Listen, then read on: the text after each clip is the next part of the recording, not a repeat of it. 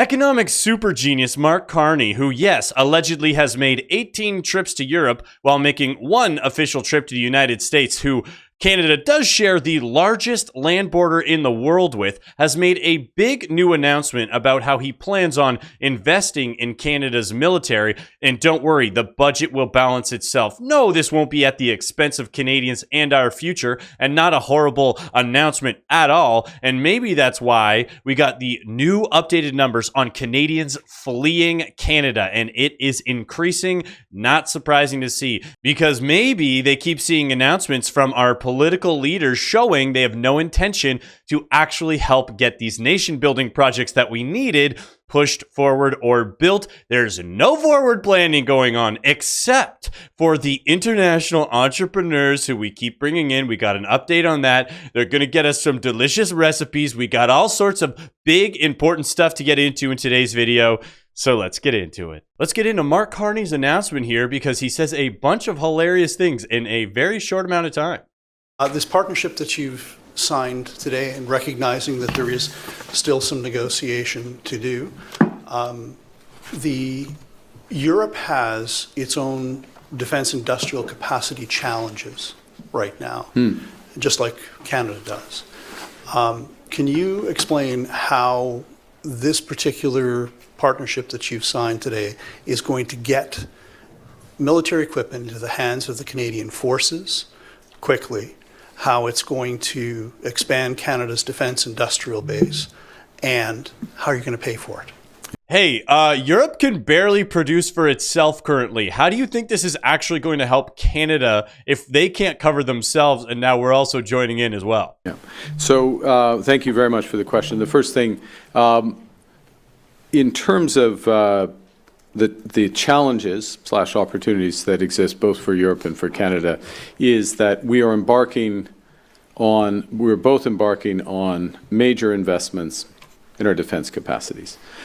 We have some complementarities that will allow us both to move more rapidly because we have excess capacity in certain areas. For example, one of the things we need in Canada is just straight munitions. Okay, a very simple thing. Cooperation in aerospace, where there are complementarities both in European leadership, but also some Canadian leadership as well. Yeah, we've decided we're going to continue to spend money alongside the Europeans. We'll set it on fire just with them. Complementarities in areas related to, sorry to use the jargon, but the defense industrial pledge, so related defense spending that has dual use or other uses. And President von der Leyen mentioned AI and cyber, those areas which will be incredibly important for defense. Cyber defense, interesting. So right at the point where both of our jurisdictions need to increase to combat defense threats, we pool our resources, or we can pool much of our resources. We'll be more than the sum of the parts. And we're going to get into pooling the resources. And as we build up those resources, we can do those in a way that's complementary and mutually reinforcing. One of the ways we can pay for this is the fact that what we will do should be more efficient for both of us, should be more cost effective for both of us. The second thing is to recognize that if we do this right, we will also be building our overall economic capacity, which will be part of what's self-reinforcing. Self-reinforcing, aka the budget will balance itself. Let's get into a little bit of the financing plans for this, shall we? So we got this awesome article here from the Western Standard. Make sure you guys check them out. Canada signs landmark EU defense pact, joins $237 billion arms procurement fund. And I want to be really specific here because I'm already seeing people say, like, Canada's about to spend $237 billion. Relax, guys. We'll get into the details, okay? Because the details are actually, in my opinion, worse than that. Prime Minister Mark Carney on Monday at an EU-Canada summit in Brussels formally signed a historic security and defense pact between Canada and the European Union. Yeah, that's what we need right now. The biggest thing Canada was missing in 2025 was a defense pact with the European Union. Nothing else. In signing agreement, Carney cemented Canada's participation in the EU's 150 billion euro or 237 billion CAD joint arms procurement fund. And this is where it's important, because when I see people throwing around numbers like 237 billion, what does it actually mean? It's a 5-year loan facility that allows participating countries to borrow funds to jointly purchase military equipment. So basically, we're co-signing on loans with Europe to just buy equipment. Hilarious. What a hilariously bad move by Mark Carney that this is like supposed to be the economically productive move that we're getting into. The 150 billion figure represents the total borrowing capacity of the fund, not a fixed contribution by Canada or any single country. Canada will only be responsible for repaying the amount it chooses to draw from the fund. So, what has he chosen to do? He's chosen to spend more money that in the future will be owed by taxpayers. He's also saying that we're going to be doing it by working with the European countries. Can you guys think of a country that we might want to actually be doing deals with, using this as leverage perhaps, especially when he's talking about how this should be helping our domestic capacity and all of these things? Do you think we could have gone to the US and said, hey, look, we're about to skyrocket our defense spending. You have tariffs on our steel, on our aluminum. We want to build all of these things. What if we use these billions or tens of billions of dollars in leverage to get some of these tariffs removed, as we're allegedly working on a deal while he allegedly goes to Europe 18 times, the US once. But yeah, we're really trying to get a deal done, guys. It's so embarrassing to watch him continue to straddle us with debt, you know, putting debt handcuffs on the future. And the future is what we need to care about, because we know Canadians are not having kids. Canadians are struggling to get jobs. And we are going to continue to see story updates like this. And there's a bunch of points that I want to make about this video, so let's get into it. To this section and turn it. Show Ritco is getting some help tinkering with their resume, restructuring it, adding. Okay, first of all, you'll see why that pronoun usage and the other things is so annoying to say. Certificates, anything that might help them stand out in a very tight jobs market. It's hard. It's hard. I have a spreadsheet of all the jobs that No way that's her real name. I applied to within like a 2-month period, and it was over 80, and I only heard back from 2 of those, and they were both gig jobs, so nothing stable. That's going to continue to happen if we don't start to pay attention to our future. But let's continue on with the story. Just a few years ago, Canada had a shortage of workers, but now hiring is down. Many economists blame the We never actually had a shortage of workers, so we need to reframe that, because what we've done is accepted that when the lockdowns happened and people were forced to stay home and lost their jobs, then we brought in foreign entrepreneurs to take those jobs that all of a sudden it was like, man, there was such a labor shortage. The trade war for fueling uncertainty, and say employers are reluctant to bring on new staff. Canada's unemployment rate for 15 to 24-year-olds is more than 14%. That's 1.4% higher than last year and double the national average. You type in what you want, like part-time, full-time, and then where you're from. While the job search might be smoother now, See, that should be the search. Where are you from? And then if you're not from Canada, locked out of the app. with the help of online platforms, economists say it hasn't been this slow for young people since 2012. A lot of people without experience are having difficulties entering into entry-level positions because there's people who have more experience who are trying to apply for those jobs as well. I'm not sure if I shared this story directly on the channel, but when I was applying for roles still in like the software space, I was applying for what would be considered entry-level roles, even though I had years of sales experience. I was having to apply for the entry-level roles that are the jobs where you get experience. Like when you graduate university and you're trying to get into the software and tech space, they'd be like, oh, you get into these BDR roles or whatever. And I was applying for those. And if I got an interview, they'd be like, oh, we went with somebody who has more experience than you. And I was like, really? Like, these are the entry-level jobs where you get experience, but they were getting like people with 5, 8, 10-year experiences taking those entry-level jobs because the job market's getting so tight. Employment agencies say there's more competition for summer jobs and casual work, ones teens or young adults often fill. It's just like getting the first job that's so hard. I've tried to apply for jobs for like a year now, and just like most places like don't get back to me, or they just like say no. Just a real trying time for Canadians under 25, especially in their teenage years. And he said And I really wanted to talk about that point in particular because the liberal boomers who love to shout about us needing immigration to fill these roles are the same ones selling their future out, saying like, well, those young kids they don't even want to work. They want to work. They can't get jobs when they apply. Like, you can't even get into Tim Hortons. You can't get into McDonald's. You can't get into what would be considered like through my high school years. I worked at No Frills. Like, you just can't even get into those roles anymore because the job lines are so backed up. So then your younger generation, they just won't even work. Yeah. And then it's so bad for social cohesion because you've now got these kids who are going to go to university without having had jobs. They're going to graduate university without having jobs. They're going to be 23 years old. Like, what do we do here? You know how bad this is for the future of Canada? As it'll continue to be hard as long as the trade war drags on. Getting the ship turned around for job seekers is just going to require a turnaround in the overall economic situation, which can happen quickly, but we need things to actually change on the ground. So that again, oh, you can't get a job at Tim Hortons because of the trade war. No, I don't think Donald Trump's the problem of why people can't get jobs at Tim Hortons. But there are lots of Canadians who continue to see the writing on the wall, and that's why we have news stories like this. Have you liked the video yet? We're trying to get these videos in front of more people, helps grow the channel. Don't forget to sign up for Wealthsimple. You need to protect yourself more than ever and your own personal finances. Let's get back to it. Canadians are leaving for good in record high volumes. And just a couple weeks ago, they had just put out the 2024 information. This is the 2025 information. This is a brand new article and is getting even worse from the 2024 numbers.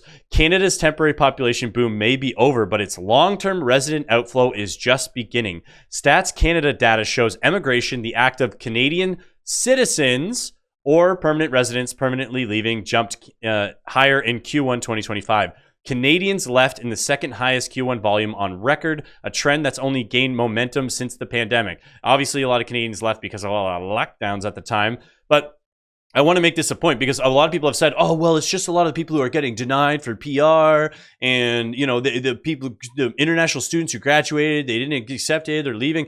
That's not true. What we're seeing is actual young Canadians or, you know, middle-aged Canadians leaving too. And they get into it.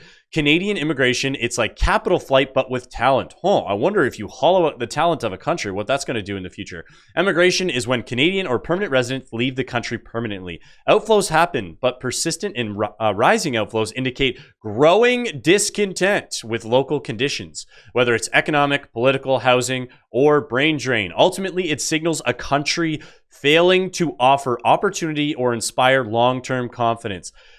In 2014, we were talking about how Canada had the best standard of living in the world and it was inspiring so much confidence for the future. But now in 2025, people want to leave as fast as they possibly can. And again, these are the people we don't want leaving, actual Canadians.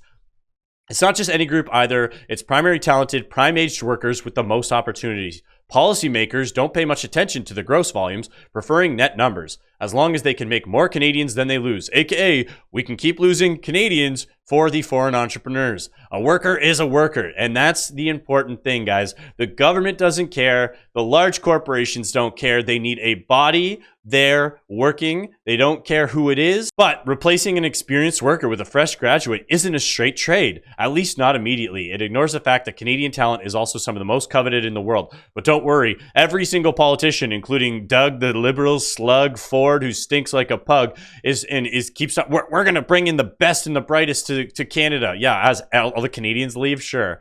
Training new talent while ignoring losses after they're trained isn't a benefit to Canada. It's a competitive edge to the countries we're losing these people to. So yes, as we continue to lose productive Canadians who are worried about the future and our projects not moving forward and there not being opportunities, we continue to gain unproductive people. A lot of people don't know this, but when you factor in just the amount of public sector employees, it's 21, almost 22% of the working population. So basically 1 in 4 people gets paid directly by taxpayer dollars, and that's working people. If you factor in people who receive government money, whether it's old age pensions, welfare, disability, basically including all levels of public funding that would go to Canadians and have them pay for their lifestyle, 60% of Canadians receive money from the government in some capacity, whether they're a public worker, whether they're on any of those disabilities. 60% of Canada is doing that. The other 40% is currently leaving as we have increase in asylum claims and all these other things, which is going to be more government spending. Guys, this is not economically productive. We need major nation building projects to encourage Canada again to start to create jobs. But let's see what our leaders have to say about that. British Columbia's Premier David Eby continues to downplay the idea of a new northern pipeline from Alberta to the coast, but insists it's not a point of friction. He spoke with CTV's Vashi Kapelos on Question Period over the weekend, reiterating his promise that he's open to discussion, even if he thinks a new route is unlikely. So it's so funny that he keeps saying, well, I'm open to discussion. We'll cross that bridge when we get there. That's his political cover. He's clearly not open to it. Let's get into it. Sometimes I feel like the media is gathering around and chanting fight, fight, fight between us and Alberta right now. There's no fight here. The concern that I have is a matter of priorities. We have a taxpayer fund. My priority is just making sure we have safe injection sites and we bring in as many Chinese people as possible. Funded pipeline, the TMX pipeline, it's owned by Canadians. It's not operating at capacity. There's 200,000 additional barrels of capacity in that pipeline.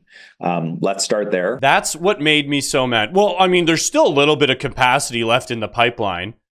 Do you understand how these projects work? Do you understand that right now we're battling just to be able to get them approved within 2 years? Not functional, not built, just approved within 2 years. These are decade-long projects, but somehow Canadian politicians have the inability to see more than 15 minutes into the future. I do not know what's going on with these guys. Okay, yeah, so you have no forward thinking at all. Speaking of, I don't know if Table Salt watches. I like a lot of his posts. Seems like he's becoming a sovereign wealth fund fan as well. The Norwegian wealth fund only ever deposited 680 billion CAD, but has realized 1.5 trillion CAD dollars in gains since its inception in 1996. But the fund is now worth 2.5 trillion CAD because their kroner appreciated as well. He's was kind enough to get the graph together and do the conversions for us. And if 60% of our population is currently getting government money, we are going to have to find ways to pay for that, or we have no future. It's insane, the debt crisis that we could be running into. And when we have nation building projects that are potential on the sidelines that we could be building and building a sovereign wealth fund from, we should be using those.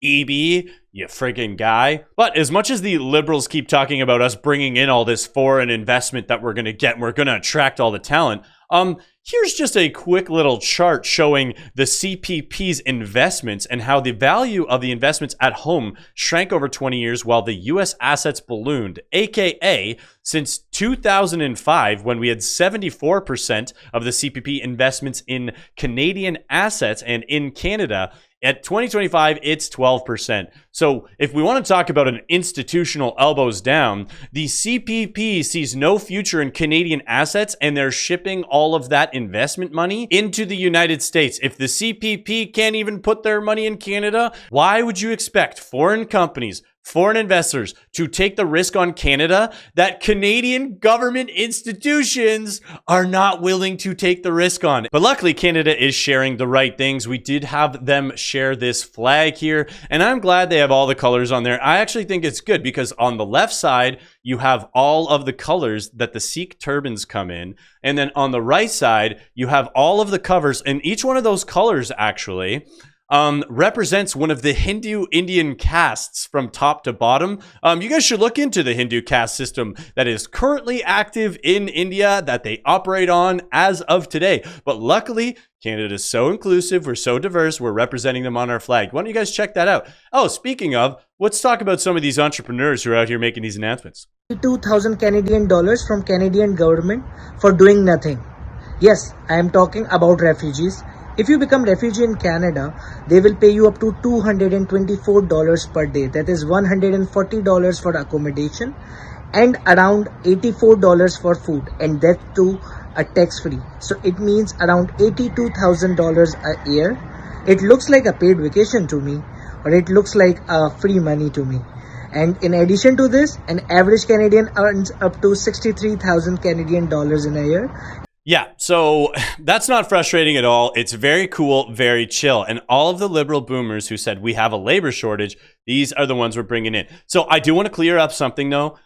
This $82,000 number, they're not getting paid directly $82,000. And all of these like sort of accommodation numbers, it is for limited times, and that money would be paid like directly to the hotels and all that stuff. I just want to clear up that detail. It doesn't really matter because in principle, it's still funding their lifestyle. But a lot of people are like, yeah, they're getting paid 82 grand a year, which is just not technically true. Where the problem is, in my opinion, is they come over, they claim asylum, they get access to up to 82,000 for a lot of these cost of living things, while also working either under the table while not paying taxes, just waiting for their hearing to happen. But their hearing takes 3 to 5 years, so they basically get a 3 to 5 year paid vacation where they just collect Canadian tax dollars. So great for them. And then what they do when they stay is they build these awesome businesses. And luckily, Alex Zoltan put out this thread here about how the Calistanis in the trucking industry are running immigration fraud and fun time substance trafficking.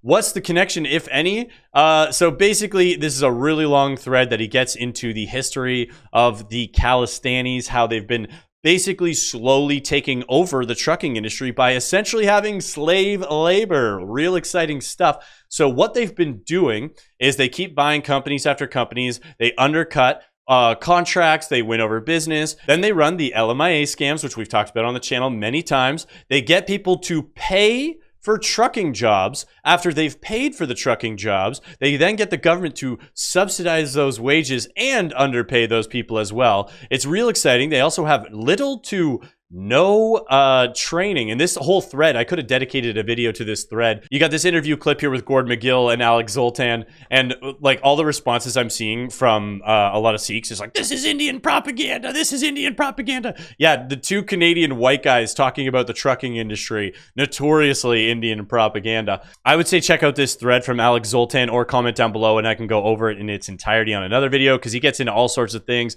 the connection to the Humboldt Broncos and how this led to this. He tells this story from 2019, and this guy literally came to Canada with no trucking experience, had never even driven before, never owned a car, and basically was forced into slave labor for a trucking company, or they told him they were going to kick him out of Canada. Hilarious. I love it. It's great business. Get the slaves over and then have the government pay for the little bit you're going to pay them, but you're also collecting money from them at the same time. Very smart business move by these guys. I love it. But don't worry, Pierre and the boys, they are there to celebrate and protect them. We got the Calistani flags. We got Pierre. I actually don't know if that's an edited photo, so I do want to be careful because I don't know if I've seen him standing in front of the flags directly. But however, we do have a lot of the guys with the turbans, but don't worry, they are blue, which means they are on our side. Canadian side, anyways. Speaking of Canadian side, why it's important to be on your side and why I think ignoring all of the elbows up is so important is because it is a maple-washed minefield. We have this article here. It's from The National, and they basically talk about pitying the poor, patriotic Canadian consumer, aka all of the liberal dupes. They've been getting tricked. Most of the products and companies that they've been choosing to support because it is Canadian have just been tricking Canadians, and a lot of them have been like companies that started in Canada in 1980 but have since moved all of their production down to the States. But because it started in Canada, they get to say, oh, it's proudly Canadian, it's a Canadian product made in Canada. So basically they've been buying American products, they've been supporting American jobs while trying to be elbows up. So instead of being elbows up, instead of dealing with the nonsense, protect yourself and make sure that you protect your own pocketbook and support your local community. I have no problem with supporting local. Support local, support those markets, do all that stuff, sure. Speaking of, we do have these really important food markets because otherwise Canadians wouldn't be able to figure out a lot of this stuff. So let's get into it. You only had to walk a few steps in Victoria Park to get a mix of cuisine from around the globe. We are making a fresh sugarcane juice. We make it on site. It's natural source of sugar. Everyone is like amazed because they are seeing it for the very first time that I'm making a juice out of a sugarcane juice. They think that it's a bamboo, but it's not a bamboo, it's sugarcane. Don't worry, guys. They got the dirty sticks that they're putting through their machine. They're going to make you the fresh sugar water. It's not the same sugar cane that they use for other sugar, for sure. And luckily, the Indians figured out how to put those dirty sticks through the machine and give you the sugar water. We couldn't have figured it out. Having immigrated from India, they are just one of the hidden success stories in the forest city. A few steps away, it was impossible to ignore the smell of fresh Filipino barbecue from Bicong's Express. Seeing my parents like build this business from the ground up, like to see it from like... Was that meat on a barbecue? Holy smokes, man. We were just making bread from our house to bread here, being part of a festival, and like everyone knows our name, and we're starting to build something. The business, located in East London, won Best Food at the 2024 festival. Man, they won Best Food for the, let me check the notes real quick, and meat on a grill. I'm not sure how they ever figured out how to make barbecued chicken, but you know, now we know how to in Canada because we imported these experts. To know that there are people from other countries who want to try our food. It's like, I know, it like warms my heart to be like seeing all these different cultures with all like different backgrounds. The music was playing, the drinks were Interesting couple choice there. And patrons were seeking refuge from the summer heat. What you can really expect in a show like this is it's cultural. You're going to see all kinds of culture represented and their food. We brought in all kinds of different kinds of food from around the Caribbean, from even Africa, India. It's all represented here. I believe we've had such a great immigration of people that have come to this country. And we've had such immigration people that have come to this country, according to that liberal boomer who said we would not be able to figure out the barbecued chicken without them. All jokes aside, I do love Filipinos, and I am happy that that family is growing a business that's starting to be productive, and they are providing a service and a food to people. But the idea that it was this standout product of barbecued chicken that we otherwise would not have been able to figure out was just funny to me. Like, oh, I'm so glad it was on display. Guys, enjoy it if you enjoy it. I like barbecue chicken too. The flavoring's great. Hey, Jollibee's great fried chicken too. We love the Filipinos on the channel. But if you made it this far in the video, thank you so much for watching. You absolutely rock. Don't forget to like and subscribe. Helps get these videos in front of more people. Don't forget to sign up for Wealth Simple. Link is down below. You get $25. I get $25. We're taking on the big banks now more than ever. You need to support yourself and have a great rest of your day.